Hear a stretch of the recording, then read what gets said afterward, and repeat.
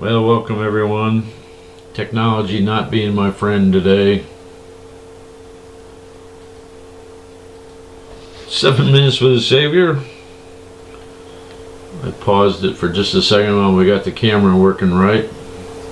No audio this morning. For some reason, once in a while it just decides not to include audio. And I can't figure out why that is, but anyway, easy fix if I know didn't notice it before we started. Anyway, Pastor Randy Fry, 7 minutes with the Savior here. Coming to you from Studio 2B in our sprawling Gower Christian Church media complex. We are doing a deep dive into practicing the way of Jesus here at Gower Christian. And the practices that are involved in that, what that looks like. To be an apprentice. Another word for a disciple is to be an apprentice to Jesus. To be with Jesus, to become like Jesus, and to do as Jesus did. And our aim is to live our lives as Jesus would live our lives if he were us. We don't want to become like Jesus. He was a unique man. But we do want to live like Jesus in our own situation, our own context, to live our lives as Jesus would live our lives if he were us in our situation. Been reading through Romans as part of my personal devotional time, and the other day I came across this. We who are strong ought to put up with the failings of the weak. This is Romans 15, 1 and 2. We who are strong ought to put up with the failings of the weak, and not to please ourselves. Each of us must please our neighbor for the good purpose of building up the neighbor. Here's one of the things we do as apprentices to Jesus. Jesus was always interested in the well-being of the people he encountered. Even the Pharisees, when he rebukes the Pharisees and the scribes and the religious leaders, it's because they were lost in their approach to God. And for some, a gentle word would direct them towards back on the right track. But for the deeply entrenched people in the religious traditions and the legalism of Jewish leadership back then, they needed a hard word. Because when Pharisees came with honest questions, he was gentle with them. Nicodemus comes to mind in John chapter 3. He had firm words for Nicodemus, but they were gentle words, and they were meant to direct him towards a proper understanding of who God is and how God operated. And this is our role as apprentices. This is our role of, as followers of Jesus. In our fellowship, we have people who are strongly faithful, and we have people that don't have that same strength of faith.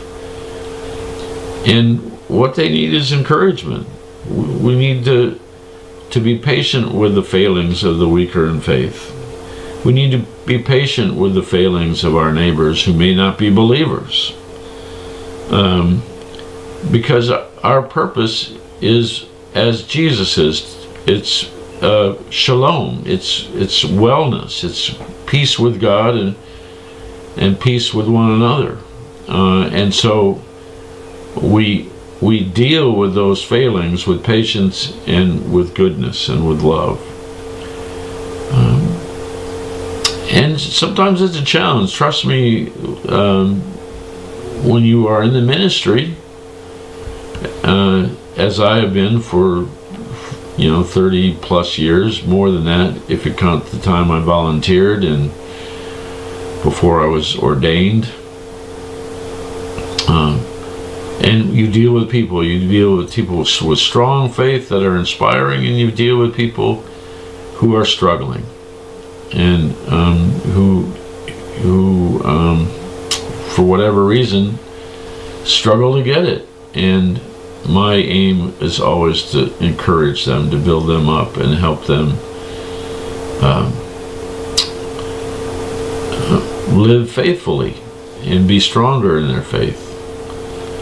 And that's done through patience and goodness. Same with our neighbors who may not be believers.